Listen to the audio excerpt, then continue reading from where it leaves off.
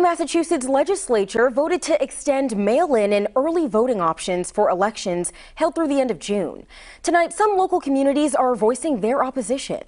22 News reporter Sydney Snow was at the City Council meeting in Agawam tonight, where some councilors are calling to end mail-in voting. I know it's a right, but I look at it as an obligation, and it's our obligation to make sure that there's integrity in the system. 3 Agawam city councilors are urging Governor Charlie Baker to amend 3 parts of the state's election laws, require identification for all voters, refrain from extending mail-in voting to the end of June, and completely end universal mail-in voting. Their reasoning: mail-in ballots have created confusion and potential fraud, the high costs associated with mailing ballots, and recent data shows in-person voting can be done safely. And then either they pull a piece of paper or they leave and then they come back and they give a different name and address and then they vote.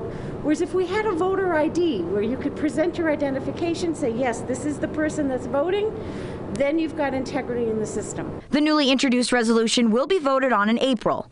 But a majority of the state lawmakers think differently about this.